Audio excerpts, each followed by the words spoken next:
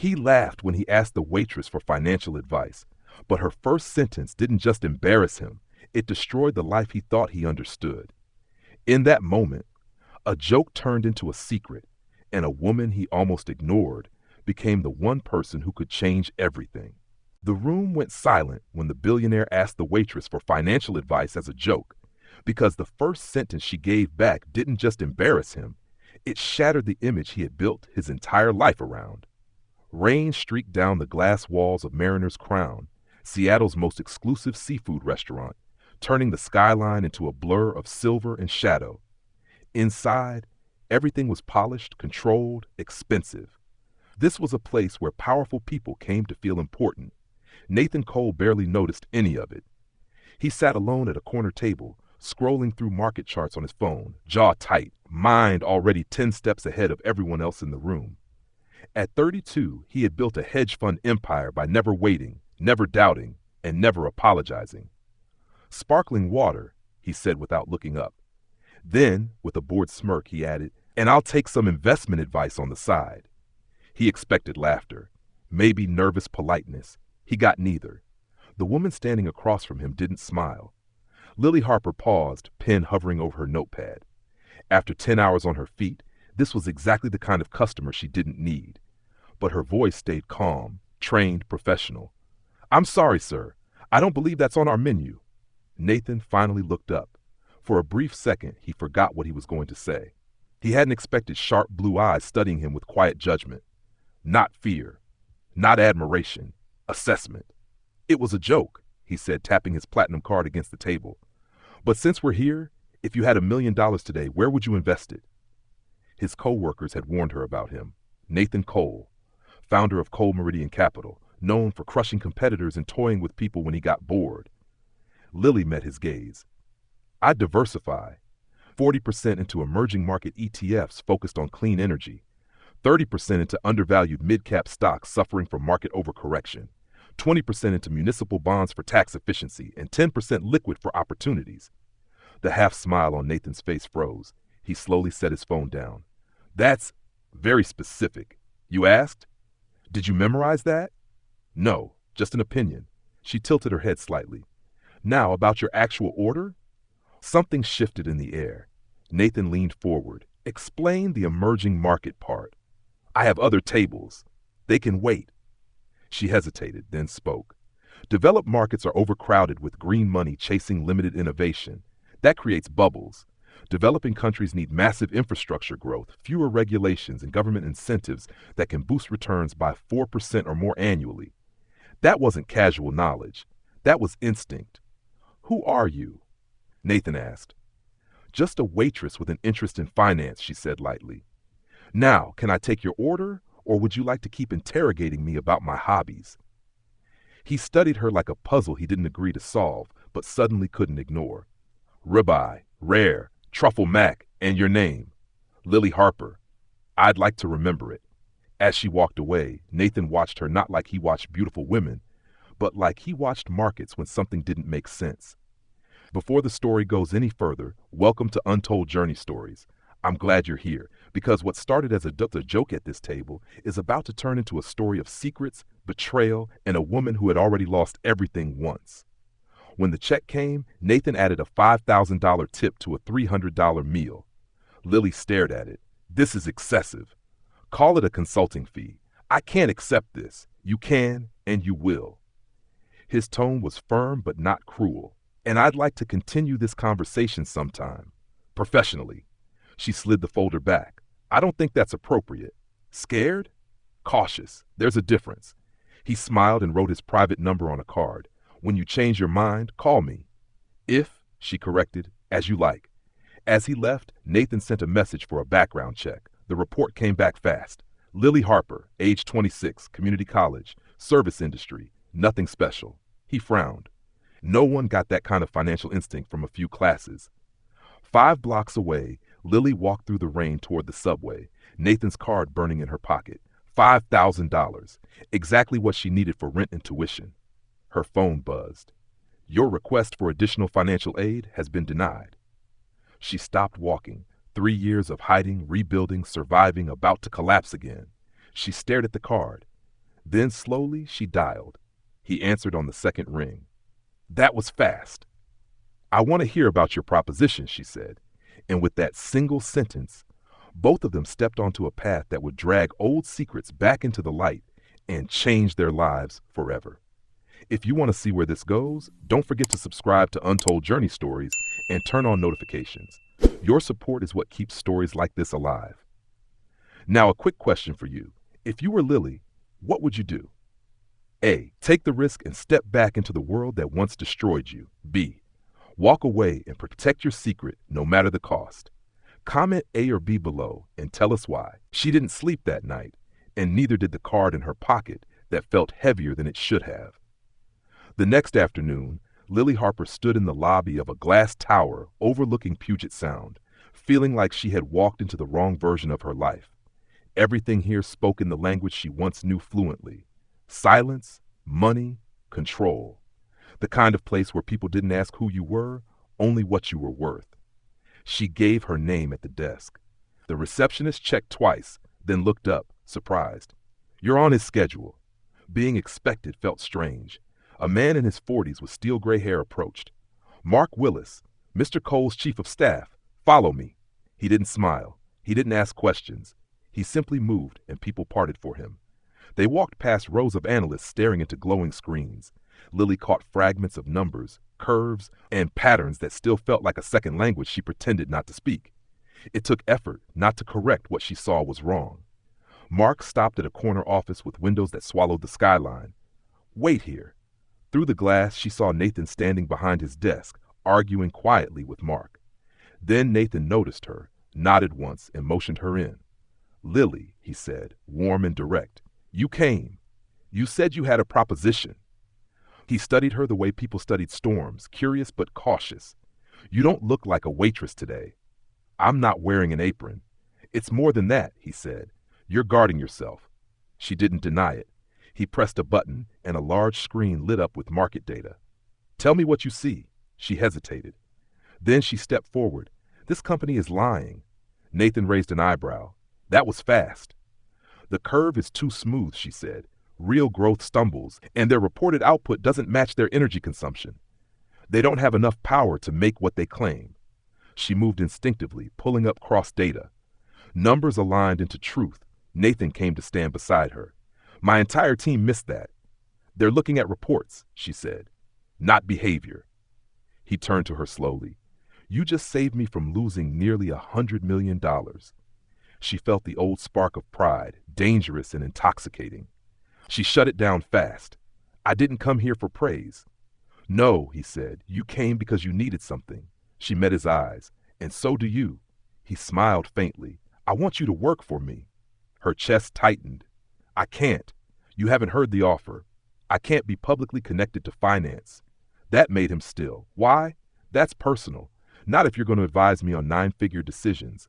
Silence pressed between them. Finally, she chose a truth that wasn't the whole truth. I made enemies in this world. Powerful ones. It's safer if I stay invisible. Nathan studied her carefully. What if I give you anonymity? No public record, pseudonym, remote work, private access. You do that for someone you met once? I don't ignore rare talent. The part of her that had been buried for 3 years stirred. The part that loved this world. The part that had once believed she belonged here. I need everything in writing, she said. Full confidentiality. He nodded. You'll have it. They shook hands, and Lily felt like she had just stepped onto thin ice over deep water. 2 weeks later, she worked under a letter instead of a name. From her small apartment, she analyzed deals, flagged risks, and quietly reshaped Nathan's portfolio. Each time she spoke, he listened. Each time she was right, his respect grew. And with it, someone else's suspicion. Mark Willis watched. He watched how Nathan deferred to a woman no one could verify. He watched how numbers shifted because of her. He watched how she never appeared in public, never joined meetings unless necessary, never spoke about herself. One afternoon, in a room full of executives, Nathan turned to her. What do you think? I see problems, Lily said calmly. Mark scoffed. Of course you do. She ignored him and explained inconsistencies no one else had noticed. The room fell quiet. After the meeting, Mark cornered Nathan. We know nothing about her. She's brilliant. She doesn't exist. Mark said flatly. No history before 3 years ago. That's not strange. That's dangerous. Nathan said nothing. That night, Mark ran his own search. What he found disturbed him. Lily Harper appeared 3 years ago. Before that, nothing. No education trail, no work history, no digital shadow. The next day, he confronted her in front of the team. Who are you really? The room went still. Nathan stood. That's enough. But later alone, Nathan asked the same question. Is it true? He said quietly. Did you appear out of nowhere 3 years ago? Yes. Who were you before? I can't tell you. His voice hardened. Are you illegal? A criminal? No. Then what are you hiding from? She stood. I should go. Running again? He said sharply. Is that your answer to everything? Something inside her broke. You've never lost everything in a single day, never had your life stolen from you. He went silent. Betrayed by whom? She grabbed her bag. I'm done. I know who you are, Nathan said. She froze. Claire Monroe, he continued, former senior analyst in Chicago, framed for insider trading, disappeared 3 years ago. She turned slowly. How long have you known? A week. And you said nothing. I was waiting for you to trust me. Her voice shook. So this was a trap? If it were, he said quietly, you'd already be in custody. Then what do you want? The truth. Her real name echoed in her chest like a wound reopening. I was set up, she said, by the man I loved. And with those words, the story stopped being about survival and became about something far more dangerous. Justice. The moment Lily said she had been set up by the man she loved, the room felt smaller, as if the truth itself was taking up space. She didn't sit down right away. She stood by the window, watching ferries cut through the gray water below, needing distance between her and the words she was about to say. My real name isn't Lily Harper, she began quietly. It's Claire Monroe. And 3 years ago, I had everything people think they want. She told him about Chicago, about the firm where she had been a rising star, trusted with sensitive market strategies, about being engaged to Daniel Monroe, the man everyone admired, the man whose smile made people believe in him. I found irregularities in our Asian market accounts, she said. At first, I thought it was a mistake. Then I saw the pattern. Trades placed just before major moves. Profits routed through shell companies. Nathan listened without interrupting. When I followed the trail, it led to Daniel and his father. I confronted him because I thought love meant honesty. He cried, promised he would fix everything, asked me to stay quiet for a few days. Her voice hardened. The next morning, federal agents walked into our office, and somehow every document pointed to me.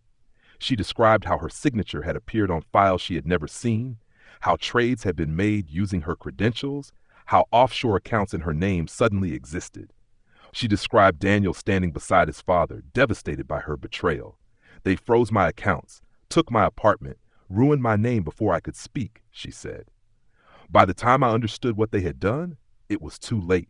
My word against their empire. Why didn't you fight? Nathan asked gently. With what? She replied. They erased everything that proved the truth. Even my own parents doubted me. She turned to face him. So I disappeared, changed my name, took whatever work I could, stayed invisible. Because prison for a crime I didn't commit wasn't an option. Nathan absorbed the weight of it in silence. That's why you see fraud so fast, he said. You've lived it. Yes, she replied, and that's why I can't be seen in this world. If they realize I'm back, they'll think I'm gathering evidence. He moved closer. What if you are? She laughed softly. That sounds brave until you understand how dangerous it is. I understand power, he said, and I understand what happens when people abuse it. He looked at her steadily. Help me prove your innocence. The idea felt unreal, terrifying, beautiful. It's too late, she said. 3 years is a lifetime in this business. Criminals repeat themselves, he replied. Patterns don't disappear. She searched his face, trying to see if this was curiosity, ego, or something else. Why would you risk everything for me? Because I've watched people like them destroy talent for sport, he said. And because in 2 weeks you've shown more integrity than most people I've known for years. Something shifted between them. Not romance, not yet, but trust, fragile and dangerous. They agreed to work in silence. No staff, no records, no names. By day, she remained Lily Harper, invisible consultant. By night, she became Claire again, combing through old records, old contacts, and memories she had tried to bury. Nathan turned one room of his penthouse into their command center. Timelines covered the walls, transactions layered over each other like scars. One evening, he brought her files. I found 3 more cases like yours. Analysts who discovered irregularities, all destroyed the same way. Claire recognized 2 of the names. Brilliant people, ruined. They weren't guilty, she whispered. No, Nathan said, but it proves a pattern. But we still need proof tying it to Daniel and his father. He rubbed his temple.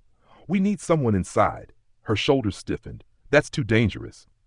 What about your old assistant? He asked. Evan Liu. Her eyes widened.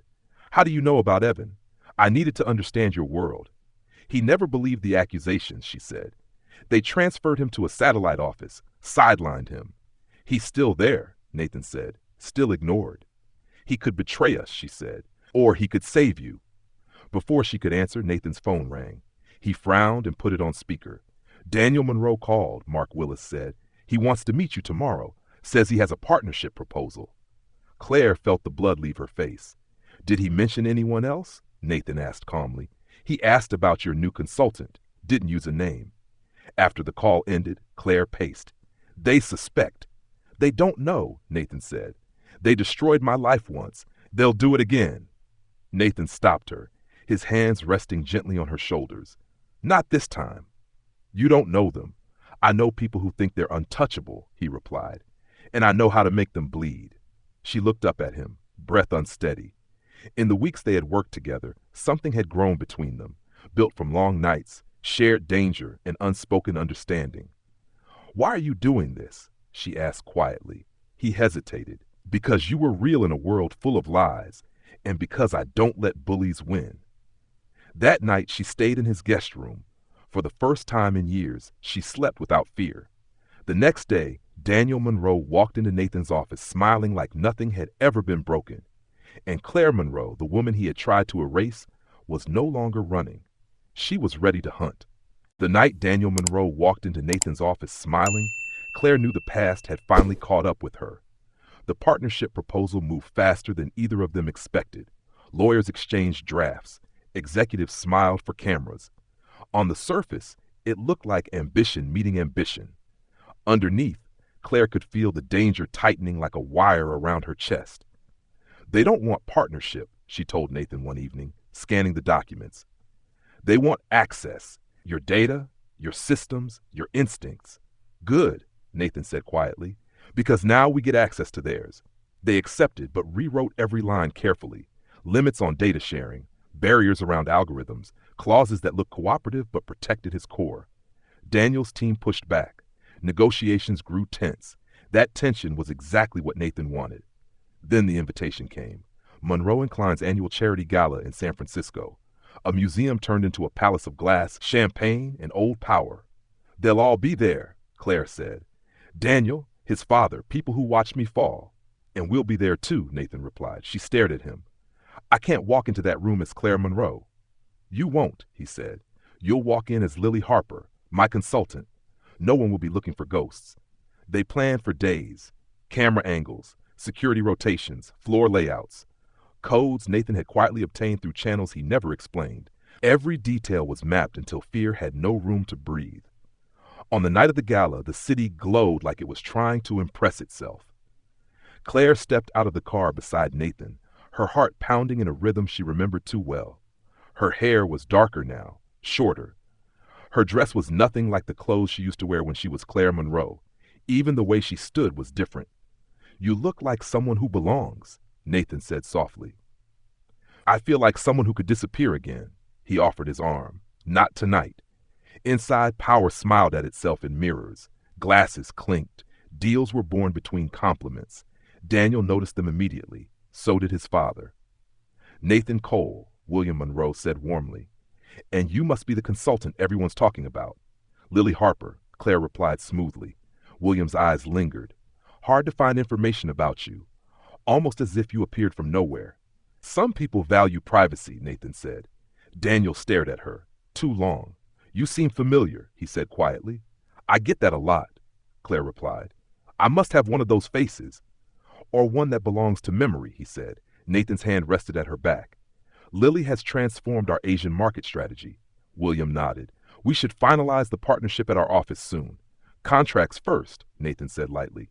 As William was pulled away by another guest, Daniel stayed behind. You remind me of someone I once loved, he said softly. Claire met his eyes. Then you should be careful. Nostalgia makes people blind. Something flickered in his gaze. Not certainty. Suspicion. Nathan guided her away. 5 minutes. When the distraction started, it was impossible to ignore. Shattered glass, raised voices, guests turning toward Nathan as he apologized loudly for a spilled tray and a very public mess. Claire slipped away. Service corridors smelled like metal and quiet. She moved fast but steady. Elevator, 42nd floor, north hallway. The executive level was dim and silent. She reached William Monroe's private office and entered the code Nathan had given her. Inside, power lived in leather and dark wood. She went straight to the hidden door behind the bookcase and stepped into the server room. She connected the drive Nathan had prepared. Data began copying. While it worked, she searched the desk. In the lowest drawer, beneath harmless files, she found a locked metal box. Her hands remembered how to open things that weren't meant to be opened. Inside were USB drives labeled only by date. One date stole her breath. 3 days before everything collapsed. She slipped it into her bag. Footsteps sounded outside. 2 voices. Mr. Monroe wants those reports tonight. He thinks Cole is hiding something. The door handle moved. Then chaos exploded somewhere down the hall. Alarms, shouting, Nathan. The guards ran toward the noise. Claire returned to the server room. The copy finished. She erased traces, disconnected, and left. She re-entered the gala from a different corridor. Done, she whispered when she reached Nathan. His eyes filled with relief. Let's go. Daniel intercepted them near the exit. Leaving already? Early meeting, Nathan said calmly. Daniel took Claire's hand. It was a pleasure, Lily. I still feel like we've met before. In another life, she replied. Something dark moved behind his smile. In the car, her body finally let go of the tension it had been holding for years. If what's on this drive is what I think it is, she said, everything changes. Nathan took her hand. Whatever happens, you didn't hide tonight. She looked at him, emotion rising. Thank you for standing between me and the past. He met her gaze. You don't face it alone anymore. And for the first time since her world had burned, Claire believed him. When the car doors closed behind them and the city lights blurred past, Claire knew there was no going back to hiding. They didn't speak much on the ride. The silence wasn't empty. It was heavy with everything that might be waiting inside the small bag at Claire's feet. When they reached Nathan's penthouse, they went straight to the room that had become their war room. Screens came alive. Files opened. Lines of data scrolled like veins carrying truth. First came the emails. Messages between Daniel and his father discussing how to handle internal threats. Instructions to fabricate documents. Lists of analysts marked as risks. Claire's name appeared again and again, surrounded by words like contain, isolate, destroy. Then the audio file. William Monroe's voice, cold and controlled. She knows too much. Daniel's reply followed, smooth and confident. I'll take care of Claire. When I'm done, no one will believe her. Claire pressed her hand to her mouth. The room tilted. For 3 years she had questioned her own memory, her own judgment, her own worth. Now the truth spoke in the voices of the men who had erased her. It's real, she whispered. I'm not crazy. I never was. Nathan stood beside her. You were never crazy. You were inconvenient. His legal team worked through the night. They sent the evidence to federal investigators, financial regulators, and journalists at the same time. There would be no quiet burial, no closed-door settlement. The news broke like a storm. Headlines exploded with words like conspiracy, framed analysts, shell companies, corruption. Monroe & Klein's stock collapsed in hours. Former employees stepped forward, telling stories that sounded too much like Claire's to be coincidence. Daniel and his father were arrested within days. Claire watched the footage on a muted screen as handcuffs closed around the man who had once promised to protect her. How does it feel? Nathan asked softly. She searched for the right word.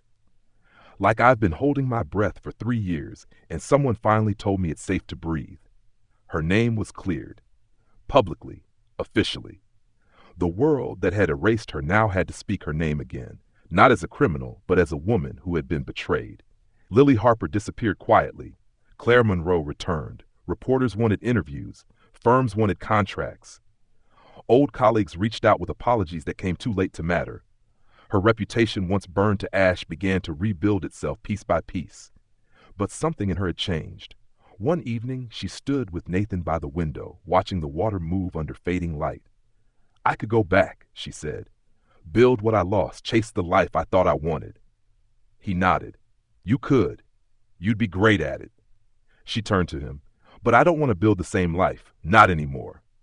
"What do you want to build?" he asked. "Something honest," she said. "Something that doesn't require me to become hard just to survive. Something that protects people like the woman I used to be." His eyes softened. "And who do you want to build it with?" She didn't hesitate. "Someone who saw me when I had nothing." He pulled her into his arms. "I think I qualify." They didn't rush. They didn't hide. They chose each other the way they had chosen truth, carefully, fully, without fear. Claire stayed in finance, but on her own terms. Transparency, ethics, protection for people who didn't have power. She built systems that caught the kind of patterns that had once destroyed her, and she made sure no one who found the truth would ever have to face it alone. Nathan changed too. He listened more, tested less. He learned that real power wasn't in control, but in what you chose to protect. Sometimes at quiet dinners, he would smile and say, "You know, the best investment advice I ever got came with a side of sparkling water." Claire would laugh, not as Lily Harper, not as a woman hiding, but as herself. She was no longer running. She was no longer pretending. She was no longer afraid of her own name. She had faced the past, broken it open, and walked through it without losing herself. And in doing so, she didn't just get her life back, she built a better one. Not defined by what had been taken from her, but by what she chose to give. And every time she looked at Nathan, she knew that the cruel joke in a luxury restaurant, the one meant to humiliate her, had become the doorway to everything she had thought was gone forever. The story you've just heard isn't really about wealth, business, or even revenge. At its core, it's about identity, about what happens when the world decides who you are, and you are forced to either accept that lie or fight to protect the truth of yourself. Claire didn't lose her life in one dramatic explosion. She lost it quietly, through whispers, paperwork, and people who chose power over loyalty. And the most painful part wasn't the money, the career, or the reputation. It was the doubt. The moment she started questioning her own memory, her own judgment, her own worth. That is what injustice does best. It doesn't just take your future. It makes you unsure of your past. Yet even in hiding, Claire never stopped being who she truly was. She adapted. She survived. She worked in silence, not because she was weak, but because she was wounded and learning how to stand again. And when the moment came, she didn't demand revenge. She demanded truth. That difference matters. Nathan didn't save Claire. He didn't become her hero. What he did was believe her when belief was rare. Sometimes the most powerful thing you can do for another person is not fix their life, but stand beside them while they rebuild it themselves. This story reminds us that people are not their worst moment, their lowest position, or their loudest mistake. A person working a small job may be carrying a mind, a heart, and a history far greater than you can see. And someone who smiles confidently may be hiding fear behind success. The real measure of a person is not where they stand today, but how they treat others when no one is watching. So what is the lesson? Never define yourself by the lie that someone else told about you. Never assume you know someone's worth by the role they play today. And never underestimate the power of quiet integrity. How can you apply this in your own life? First, treat people with respect, especially when they seem powerless. You don't know the story they're living. Second, if you've been wronged, don't rush toward bitterness. Protect your truth, gather your strength, and choose wisdom over rage. Third, be the person who believes in others when it's inconvenient. You might become the reason someone doesn't give up. And now, a simple question for you. Have you ever been underestimated, or have you ever underestimated someone else? Please share your answer in the comments below. Your story might help someone else feel less alone. And if you enjoy stories like this, don't forget to subscribe to Untold Journey Stories so we can keep bringing you powerful, meaningful stories that stay with you long after the video ends.